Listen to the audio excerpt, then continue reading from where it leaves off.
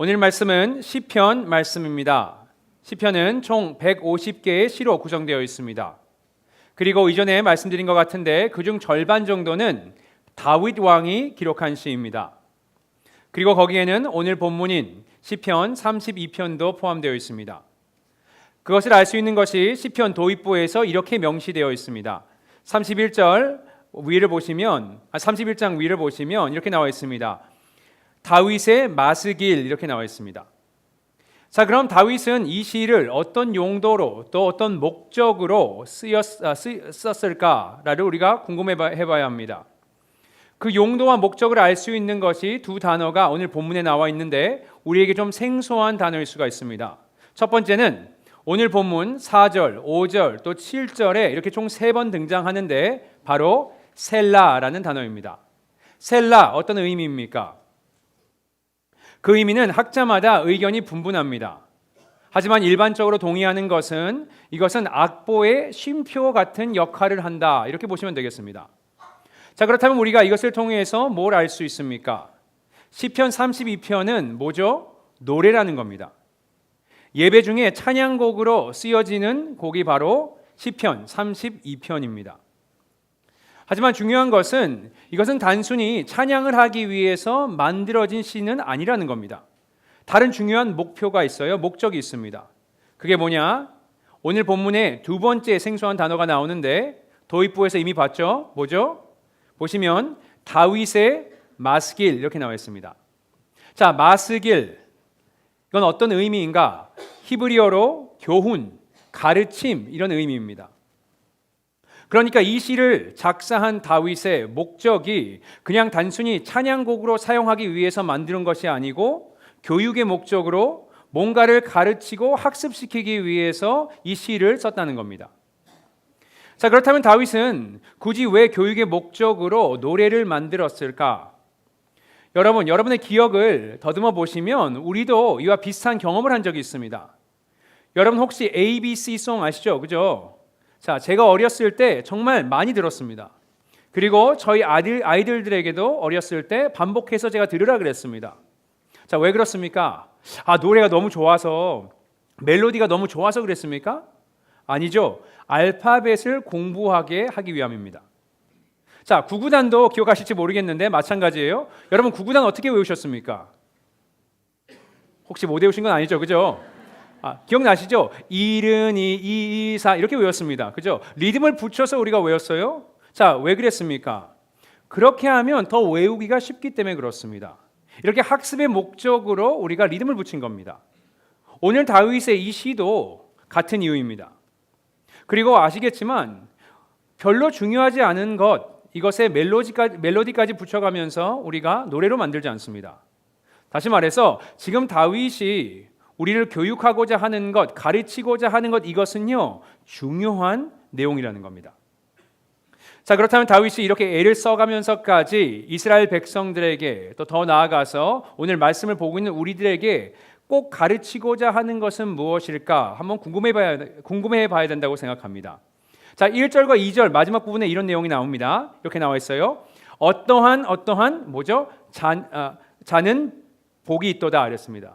이런 사람은 복이 있도다 이렇게 얘기합니다. 자, 복, 애설, 진정한 행복, 영어로는 true happiness 이것을 의미하는 단어입니다. 다시 말해서 다윗은 오늘 시를 통해서 행복에 대해서 가르침을 주기를 원하는 겁니다. 진정한 행복은 무엇인지, 행복한 삶은 무엇인지, 진정 행복한 사람은 어떤 사람들인지 이거에 대해서 오늘 가르쳐 주고자 하는 겁니다. 그리고 생각해 보시면 이건 우리 모두의 관심사입니다. 왜죠? 우리 모두 행복해지기를 원합니다. 물론 행복을 추구하는 방법은 각자 다를 수 있지만 우리 모두 행복을 추구하며 살아갑니다. 어떤 이들은 이렇게 생각해요. 학벌이 좋으면 명문학교를 가면 내가 행복할 것이다. 그래서 어떻게 합니까? 공부를 열심히 합니다. 밤낮으로 학생들이 공부를 해요. 또 부모들이 자녀들에게 공부하라고 잔소리를 합니다. 또 공부할 수 있도록 그만큼 투자를 하기도 하죠. 왜? 행복할 거라 생각하는 겁니다. 또 어떤 사람들에게 행복이란 부자가 되는 거예요. 돈을 많이 버는 겁니다. 그래서 돈을 많이 벌기 위해서 보스가 좋은 그런 직장을 찾기도 하고요. 또 사업을 시작하기도 하고 투자를 하기도 합니다. 또 어떤 사람들에게 행복이란 건강한 거예요. 또 장수하고 젊고 외모에 대해서 가꾸는 겁니다. 그래서 그 행복을 쟁취하기 위해서 운동도 열심히 하고 식단 조절도 해요. 또 자기 관리도 열심히 하고 최대한 자기를 가꾸면서 좋은 옷을 입기도 합니다. 또 헤어스타일도 신경을 쓰죠. 또 어떤 이들에게 행복이란 자신의 업적 아니면 다른 타인들에게 인정을 받는 것일 수도 있습니다. 또 명성일 수도 있어요. 권력이나 지위일 수도 있습니다. 이렇게 사람들은 각각 자신들의 방법으로 행복을 추구해 가면서 살아갑니다. 그리고 그 목적을 이루지 못했을 땐 어떻습니까? 좌절하기도 하고 자신의 삶을, 인생을 불행하다 이렇게 이야기하기도 합니다. 또 반대로 자신이 원하는 것을 이뤘어요. 하지만 이 추구했던 것을 이뤘을 때 그것이 진정한 행복을 주지 못했음을 깨달았을 때 어떻게 됩니까? 허탈하기도 하고 인생을 돌아보며 후회를 하기도 합니다. 이처럼 우리 모두에게 중요한 것이 바로 행복이고 우리 모두가 추구하고 있는 것이 바로 행복입니다.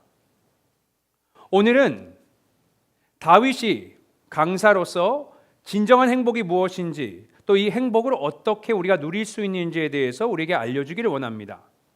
한번 질문을 해보죠. 다윗이 강사로서 자격이 있을까? 여러분, 오늘 행복에 대해서 가르침을 주는 다윗 왕은요, 세상적인 기준에서 봤을 때 우리가 말하는 행복의 조건, 이 행복의 요소들을 많이 갖춘 사람이 아닌가 이런 생각을 해봤습니다. 자, 왜 그렇습니까? 여러분, 다윗이 누구입니까? 이스라엘의 왕이었습니다. 그러니까 당연히 왕으로서 많은 부를 누렸겠죠. 또 왕으로서 업적이 대단했습니다. 일단 이스라엘의 12지파를 통일시켰고요. 블레셋, 모압, 에돔 같은 이런 주변 국가들을 정복하면서 이스라엘의 영토를 확장시킨 사람이 바로 다윗입니다. 외교의 능력도 뛰어났고요. 정치도 굉장히 잘했습니다. 그래서 잡음이 크게는 없었습니다. 사실 다윗 왕이 되기 전부터 그의 능력을 증명했고 사람들에게 많은 인기를 누린 사람이 다윗입니다. 대표적인 사건이 있었죠. 그죠? 골리앗을 때려눕힙니다. 그렇게 이스라엘을 블레셋으로부터 구해냅니다. 그러니까 사람들이 다윗에게 반했어요. 그래서 뭘 합니까? 모여서 이렇게 외치기 시작합니다. 사울이 죽인 자는 천천히요, 다윗이 죽인 자는 만만이로다. 이렇게 얘기했습니다. 이 일 때문에 사울이 질투하기 시작했고 결국 다윗을 죽이려고 한 겁니다. 외모는 어땠습니까? 다윗의 외모가 출중했어요. 그것을 알 수 있는 것이 사무엘상 16장 12절을 보시면요, 그는 눈이 아름다웠고 용모가 준수했다 이렇게 기록하고 있습니다. 잘생겼다는 거예요. 또 재능, 능력도 많이 있었습니다. 말씀드린 것처럼 시편의 대부분을 작사, 기록한 것이 다윗이고요. 또 악기도 잘 다뤘습니다. 한마디로 얘기해서 다윗은 정말 잘 나가는 사람이었어요. 많은 이들이 생각하는 행복에 필요한 조건들을 갖춘 사람이 바로 다윗입니다. 이런 사람이 진정한 행복이 무엇인지에 대해서 강의를 하니까 우리가 귀를 기울일 필요가 있는 겁니다. 자, 그렇다면 이 다윗은 행복을 어떻게 정의합니까? 어떤 사람이 행복한 사람이라고 하죠? 우리 한번 본문에서 살펴보겠습니다. 1절과 2절 말씀 한번 함께 읽어보겠습니다. 읽습니다. 시작. 허물의 사함을 받고 자신의 죄가 가려진 자는 복이 있도다. 마음에 간사함이 없고 여호와께 정죄를 당하지 아니하는 자는 복이 있도다. 자, 어떤 사람이 행복한 사람이라고 이야기합니까?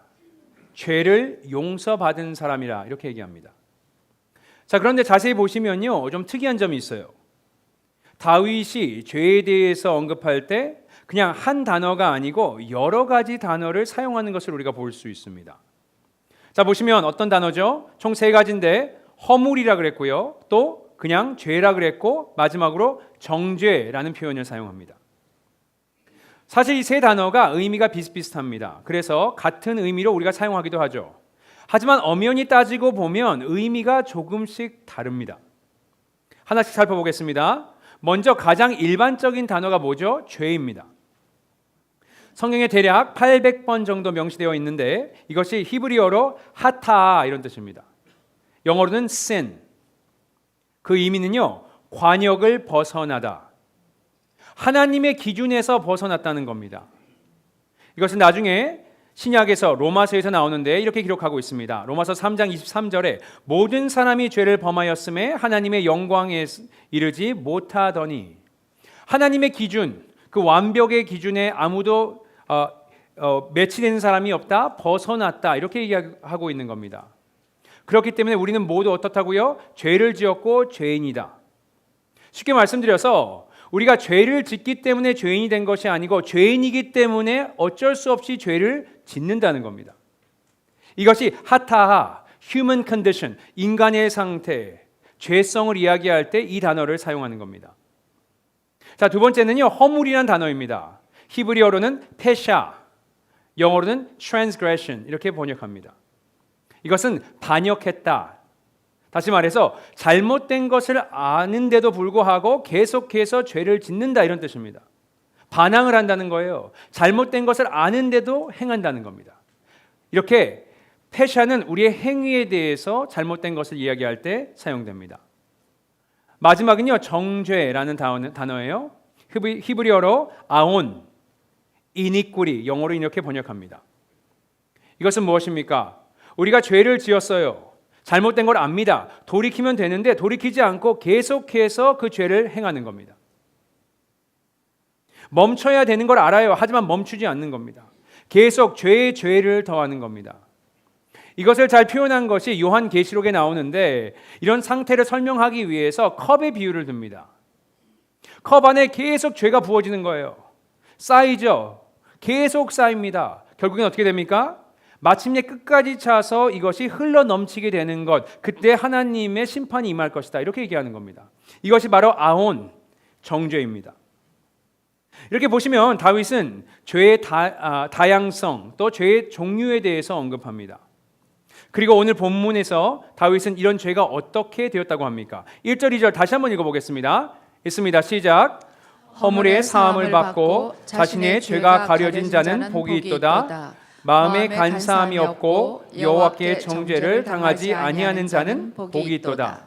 자, 허물은 어떻게 됐다고요? 사함을 받았다. 완전히 제거됐다. 면제를 받는다는 의미고요. 죄는 어떻게 됐습니까? 가려졌다. 여러분 생각해 보세요. 뭐가 여기 있는데 뭘로? 천으로 가렸어요. 안에 있는 게 보입니까? 안 보입니까? 보이지 않습니다. 그러니까 없는 것처럼 됐다, 이런 뜻이에요. 또 정죄는 당하지 않는다 했습니다. 그것을 원어로 보면 죄를 기록에서 삭제했다, 이런 뜻입니다. 죄가 어떻게 됐습니까? 제거되었고 볼 수 없게 되었고 삭제되었다, 이렇게 얘기하고 있는 겁니다. 여기서 중요한 질문이 하나 있다고 생각합니다. 다윗은 왜 그냥 죄라고 하면 되지 죄의 종류를 이렇게 상세히 기록했을까? 또 그냥 용서받았다 이 한마디면 될 거를 왜 이렇게 구체적으로 다양한 표현을 사용하면서 설명을 했을까? 우리가 질문해 봐야 합니다. 다시 말해서 다윗의 의도가 무엇인가? 여러분, 저는요, 다윗이 이 말씀을 통해서 전하고자 하는 메시지가 분명하다고 생각합니다. 뭘 이야기하고 있는 겁니까? 다윗은 자신의 모든 죄, 그 죄가 크던 작던, 의도했던 의도하지 않았던, 한 번만 지었던 아니면 연속적으로 계속해서 반복해서 지었던 이 모든 죄가 하나님께 용서받았다는 겁니다. 이렇게 다윗은요, 자신이 회복됐음을, 죄에서 벗어났음을 선포하고 있는 겁니다. 그리고 다윗의 이런 가르침은 단순히 학교에서 배운 이론이 아닙니다. 100% 경험에서 오는 겁니다. 그것을 알 수 있는 것이 오늘 본문인 시편 32편과 배경이 동일한 시가 있습니다. 그게 뭔지 아십니까? 우리가 잘 알고 있는 시편 51편입니다. 어떤 내용입니까? 다윗이 유혹을 견뎌내지 못했어요. 그래서 남편이 있는 유부녀인 밧세바와 동침을 하면서 간음을 저지릅니다. 한번 그렇게 했으니까 큰 문제 없겠지, 아무도 모르겠지 생각했어요. 그렇게 그냥 넘어가나 보다 했는데 밧세바에게 무슨 일이 생깁니까? 아이를 갖게 됩니다. 임신을 한 거예요. 당황한 다윗이 어떻게 합니까? 그 사실을 은폐하기 위해서 전쟁터에서 싸우고 있는 밧세바의 남편 우리아를 불러들입니다. 생각을 했겠죠. 우리아가 오면 집으로 갈 것이고 그럼 자연스럽게 아내와 동침을 하게 될 것이고 그럼 임신한 사실을 알게 됐을 때 그냥 자신의 아이인가 보다 생각할 거라 생각했습니다. 자, 그런데 여기서 반전이 있죠. 어떻게 됩니까? 우리아가 집에 가지 않고 전우들과 전쟁터에 함께 머뭅니다. 혼자 어떻게 집에서 쉴 수 있냐 이겁니다. 그래서 다윗의 계획이 실패로 돌아갑니다. 그래서 결국에 다윗은 우리아를 전쟁터의 가장 위험한 곳으로 보내서 죽게 함으로써 살인을 저지릅니다. 정말 엄청난 죄를 지은 거예요. 간음만 저지른 것이 아니고 살인까지 저질렀습니다. 이 일을 통해서 다윗은 오늘 본문에서 언급하고 있는 세 가지 죄를 다 경험한 거예요. 패샤, 뭐죠? 바세바와 간음을 했고 우리아를 상대로 살인을 저지른 겁니다. 하나님께서 싫어하시는 걸 알고도 어떻게 합니까? 그 죄를 저지른 겁니다. 두 번째, 아온, 돌이킬 수 있는 여러 기회가 있었습니다. 하지만 돌이키지 않고 어떻게 합니까? 간음에서 거짓말을 더했고 거짓말에서 음모, 또 음모에서 살인까지 죄를 계속해서 키워나간 겁니다. 컵에 죄를 계속 쌓아놓은 거예요. 그리고 이 과정을 통해서 하타, 본인의 상태를 알게 된 겁니다. 아, 나는 죄인이구나. 죄인이기에 죄를 질 수밖에 없구나. 그것을 깨달은 다윗이 시편 51편에서 이렇게 고백했습니다. 내가 죄악 중에서 출생하였으며 어머니가 죄 중에서 나를 잉태하였나이다. 아, 내가 죄인이기 때문에 내가 죄를 짓고 있구나. 나는 스스로 나를 구원할 수 없는 연약한 존재이구나. 이것을 깨달은 겁니다. 그리고 그 죄가 어떻게 됐습니까? 용서를 받고 그 죄에서 자유롭게 된 겁니다. 다윗은 이런 경험을 바탕으로 하나님께서 모든 죄를 사하여 주시는 분임을 지금 선포하고 있는 겁니다. 다시 말해서 이것은 그냥 가르침이 아니고 경험에서 온 다윗의 간증입니다. 그리고 이런 경험이 있었기에 자신을 복받은 자, 행복한 자라고 칭할 수 있는 겁니다. 그리고 말씀을 보시면요, 거기서 머물지 않고 다윗은 하나님께서 본인을 어떻게 죄에서 자유롭게 하셨는지, 구원하셨는지 상세히 기록하고 있습니다.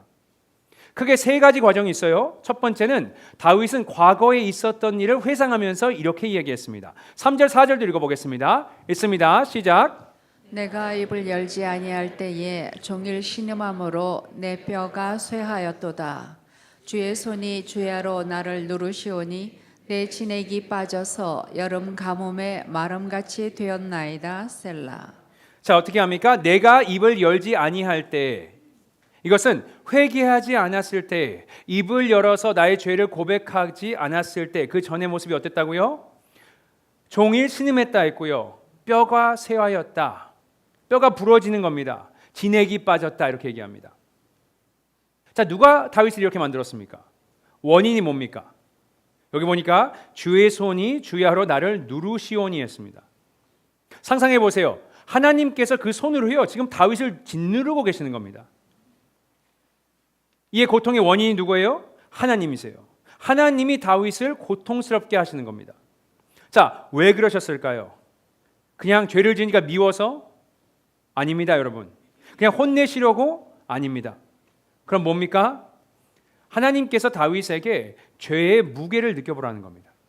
죄가 얼마나 무섭고 무거운지 너가 한번 느껴봐. 그러고선 그 손으로 짓누르고 계시는 겁니다. 제가 이 말씀을 준비하면서 이런 생각, 과거에 한 기억이 떠올랐습니다. 제가 좀 개구장이었는데 친구들하고 좀 격하게 놀았어요. 그러면서 누가 딱 뛰어가가지고 밑에 슬라이딩을 딱 하면요, 그 위에 누가 덮칩니다. 그럼 그 위에 또 누가 덮쳐요. 그러면서 한 명, 두 명 친구들이 막 위에 덮치기 시작합니다. 처음에는 웃고 재밌다가 나중에 한 3, 4명까지 됐을 때 어떤 기분이 드냐면요, 아, 이러다 죽을 수도 있겠다 생각이 듭니다. 막 압박이 오는 거예요. 숨쉬기가 어려운 겁니다. 그때 막 소리를 지르기 시작합니다. 비키라고. 안 비키면 때리기도 합니다. 그러면서 발버둥을 치는 거예요. 거기서 나가려고. 하나님께서 다윗을 짓누르신 이유가 있습니다. 뭐예요? 그 죄의 무게를 느껴보라는 겁니다. 우리가 죄를 지었는데 우리의 마음이 답답하지 않아요? 그 짓눌림을 우리가 느끼지 못한다면 여러분, 그것은 축복이 아니고 저주입니다.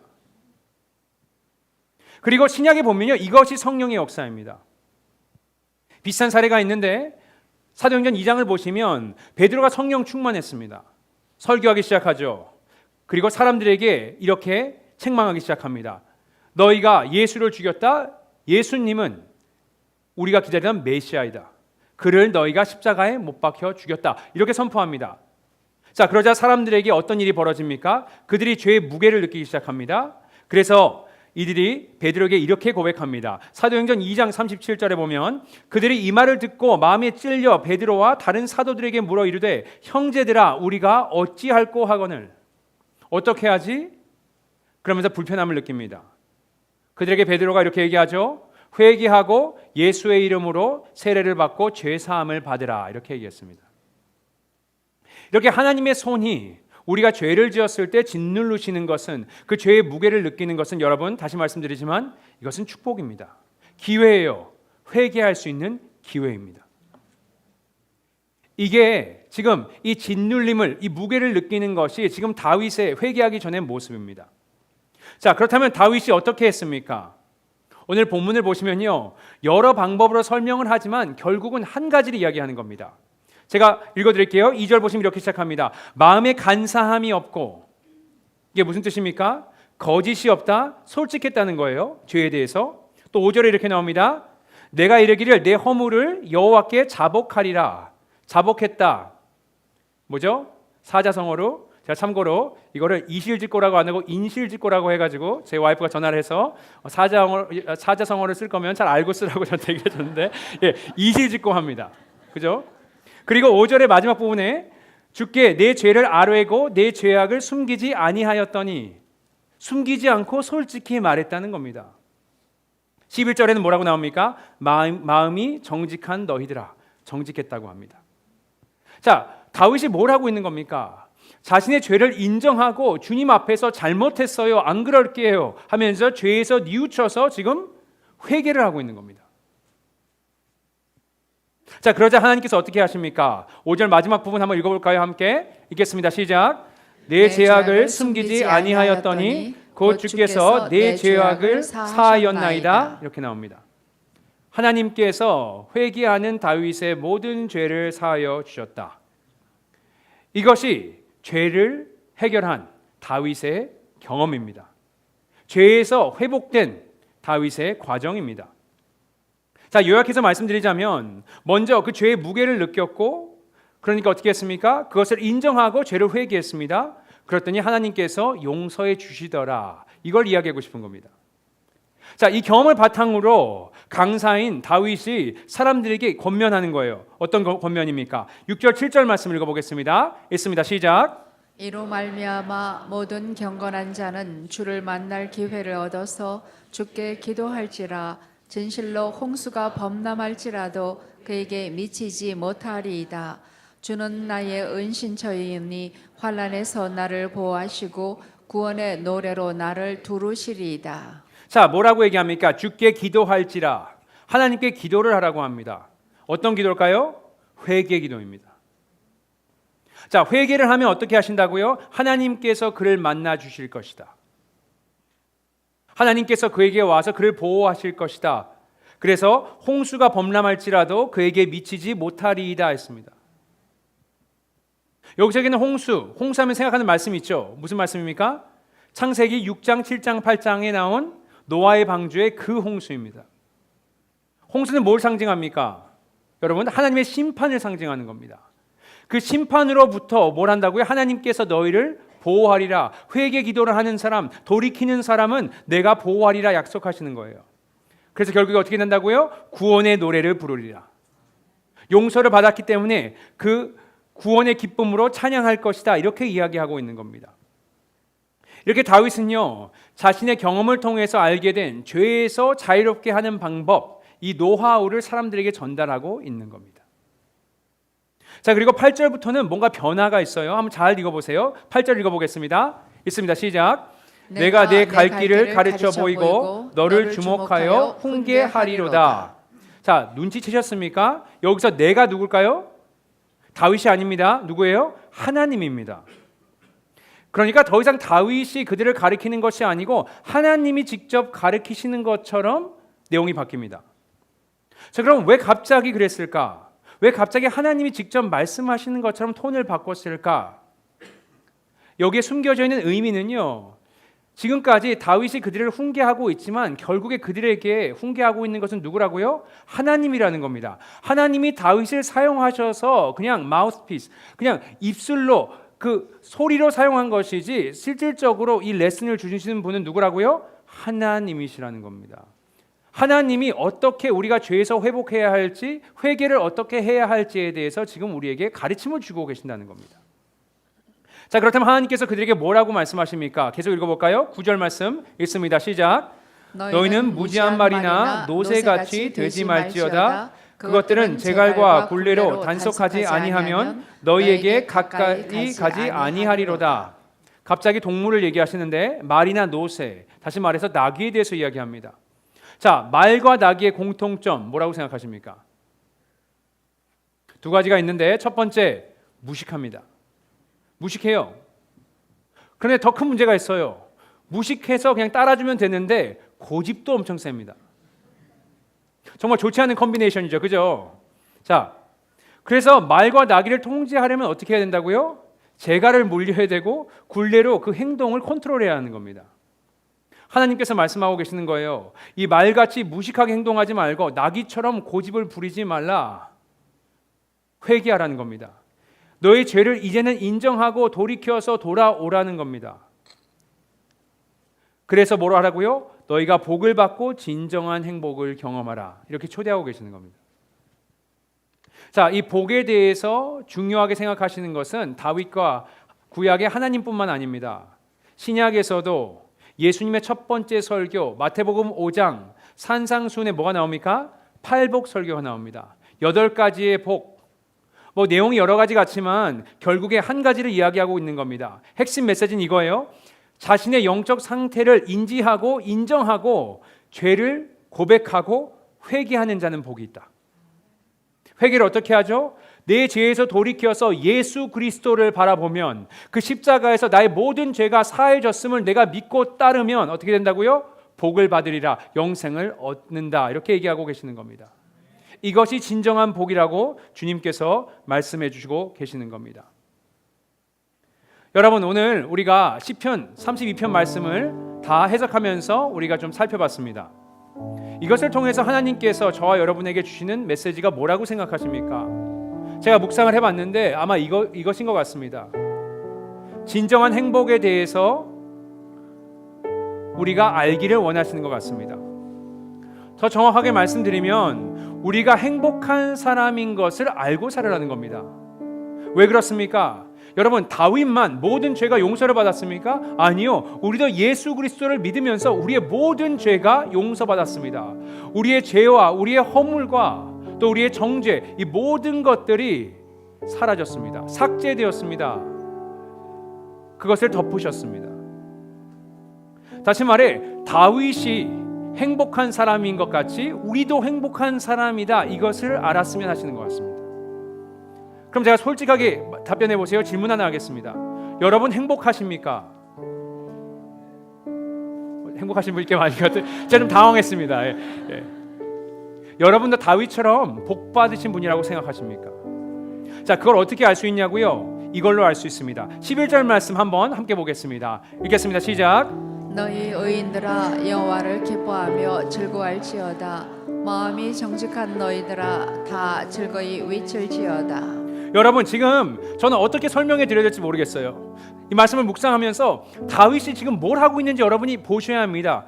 내용만 아실 게 아니고 어떤 마음으로 이걸 전하고 있는지. 본인이 너무 기쁜 거예요. 너무 행복한 거예요. 어떻게는 이걸 가르쳐야겠는데 어떻게 가르칠까? 노래로 만들어 보자. 노래로 만들고 있는 겁니다. 지금 이 마음을 여러분이 아셔야 돼요. 그 죄사함 받은 감격이 너무 커서 지금 즐거이 외칠지어다, 기뻐하며 즐거워할지어다, 이렇게 얘기하고 있는 겁니다. 자, 그럼 질문할게요. 여러분 기쁘십니까? 기쁨으로 충만하세요? 주님을 찬양하고 계십니까? 혹이나 기쁨보다는, 즐거움보다는 슬픔에 빠져 살진 않으십니까? 감사보다는 불평, 불만으로 살아가고 계시지는 않으십니까? 내 자신을 봤을 때 난 행복한 사람이야 라고 생각하세요? 아니면 나는 불행하다 생각하십니까? 여러분, 우리가 솔직히 이 질문에 답을 해봐야 합니다. 자, 그러면서 이런 생각을 해봤어요. 다윗과 우리는 왜 이렇게 다를까? 그러면서 두 가지 이유가 있지 않을까 생각을 해봤습니다. 첫 번째는요, 무지함 때문입니다. 모르는 거예요.